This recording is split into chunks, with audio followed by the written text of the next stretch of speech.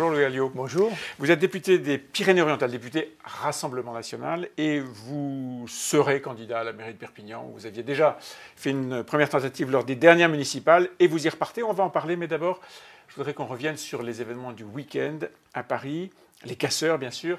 Jordan Bardella, le numéro 2 de votre mouvement, a dit que le gouvernement était complice du désordre. On laisse, je le cite, volontairement des milices d'extrême gauche casser en France. Écoutez, pourquoi cette accusation? Parce que c'est un constat. Ça fait 10 ans qu'il y a des Black Blocs, les fameux Black Blocs, qui viennent à chaque manifestation casser, agresser, etc. Et qu'il n'y a aucune mesure prise. Moi, les gens sont, vous savez, sont candides un peu comme tout le monde, comme moi. Quand ils regardent ce jeune qui casse la stèle du maréchal Juin, les médias sont devant et personne ne le voit. Il y a des arrestations. Oui, mais plus tard, celui-là n'a pas été arrêté. Mais pourquoi le flagrant délit? Et puis surtout, l'exemplarité de la peine. J'ai vu qu'il y a un jeune qui avait attaqué les policiers, vous savez, dans la laverie, qui a pris 1 an de prison ferme.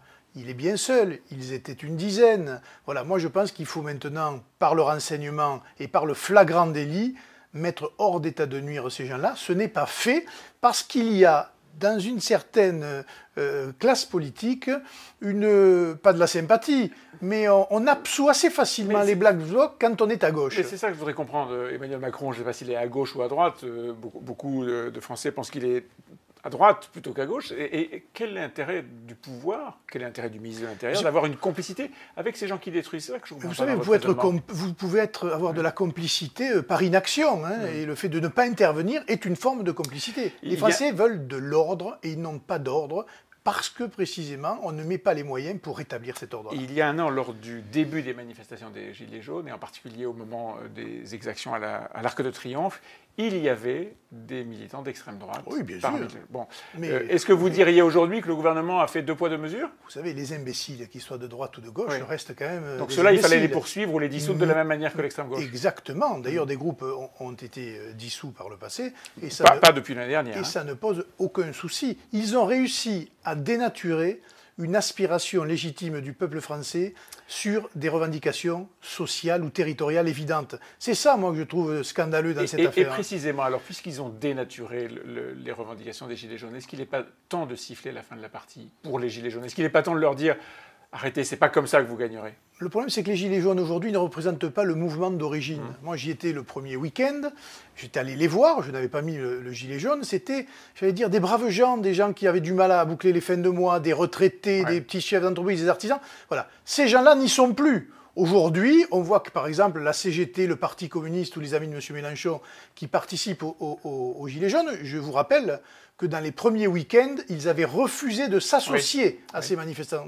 Donc, ce n'est plus le mouvement des Gilets jaunes d'origine, c'est une forme de revendication ou d'opposition sociale qui est aujourd'hui totalement diligentée par la gauche. Et donc, aujourd'hui, vous êtes en opposition avec ces Gilets jaunes-là. Je dis aujourd'hui parce que l'an dernier, Marine Le Pen, vous, enfin l'ensemble du Rassemblement national, essayez d'être en symbiose d'une manière ou d'une autre. Oui, mais c'est pas être... Nous sommes pour les aspirations qu'il représente dès l'origine. Mais pas pour le mouvement? Mais le mouvement, aujourd'hui, on voit bien qu'il est totalement infiltré et manipulé par la gauche et l'extrême gauche, et ça, on ne peut pas le tolérer. Et donc, il faut qu'ils arrêtent?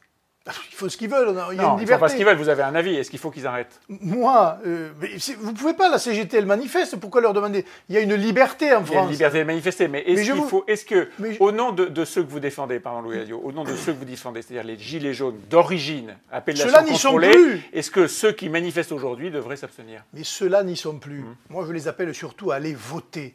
Parce que je ne crois pas au grand soir, je ne crois pas à la révolution telle qu'ils veulent la pratiquer. En revanche, moi, je crois à la révolution par les urnes.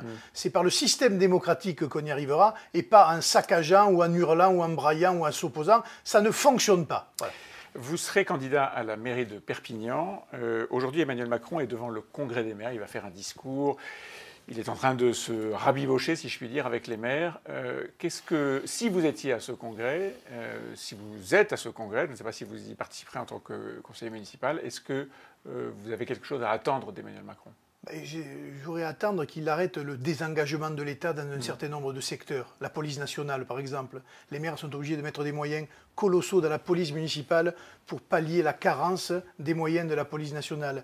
D'arrêter de raboter la fameuse dotation, vous savez, des générales de fonctionnement. Il y a de moins en moins d'argent pour les collectivités locales. Donc, le problème, c'est l'argent. Ah oui, il y a un problème d'argent. Il y a aussi un problème au sein des municipalités de gaspillage et de meilleure gestion. On est bien d'accord. Mais c'est vrai que l'État aujourd'hui se décharge sur les collectivités qui n'en peuvent plus et tous les secteurs sont en crise. L'éducation, la santé, le transport et la sécurité, les écoles, tout cela, il faut que ça s'arrête et qu'on reprenne un peu un pacte démocratique avec les maires qui ont été un peu dépossédés de leur pouvoir par précisément les communautés d'agglomération, les communautés de communes. Vous êtes contre ? Et ça, ah oui, je suis totalement contre. Je suis pour la liberté communale. D'ailleurs, je suis intervenu hier à l'Assemblée pour le projet de loi qui est aujourd'hui proposé de proximité, qui n'est pas mauvais en soi, mais qui ne va pas assez loin dans un certain nombre de mesures, notamment dans les libertés communales. Donc il faut garder les petites communes, aussi petites soient-elles ? C'est l'âme de la France. C'est l'âme de la France, mais si elles n'ont pas les moyens de fonctionner, est-ce que c'est intéressant de les garder ? Elles ont les moyens de fonctionner. Simplement, l'argent n'est pas mis là où il devrait être. Et encore une fois, si la France a ce visage-là, c'est précisément aussi grâce à ses communes. Je ne vais pas reprendre la phrase de Tocqueville, mais qui en faisait l'un des bastions de nos libertés. Sans les communes, il y a moins de liberté en France et de liberté individuelle. C'est pour cela qu'il faut les préserver. Candidat à Perpignan pour les municipales, vous allez quitter l'Assemblée nationale si vous êtes élu ?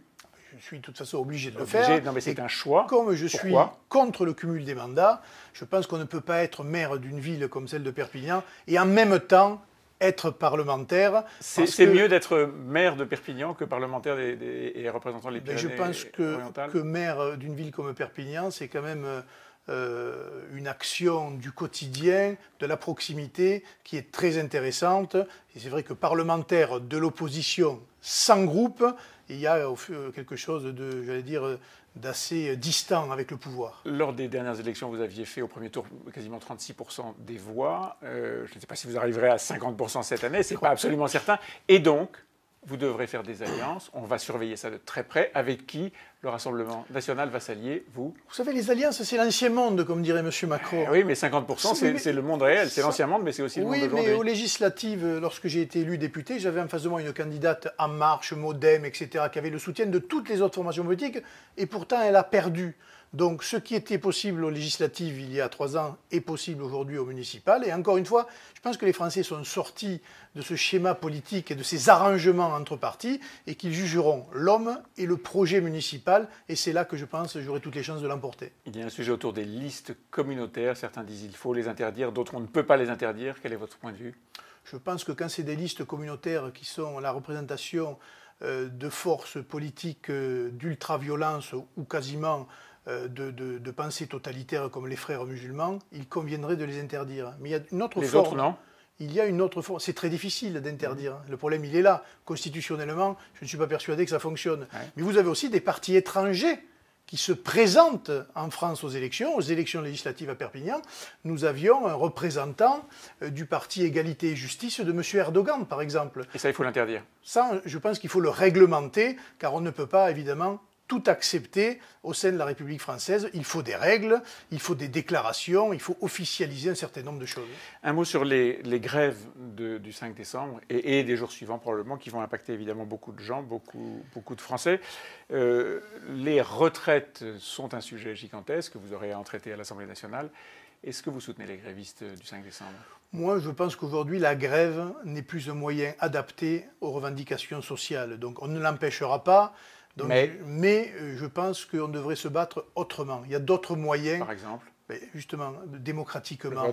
Le vote. C'est là que tout se passe. Et malheureusement, les syndicats qui portent aujourd'hui ces mouvements de grève, je pense à la CGT, etc., sont pourtant les premiers qui, à chaque élection et systématiquement, appellent, quand il s'agit d'un candidat du Front National, du Rassemblement National aujourd'hui, appellent à voter contre nous.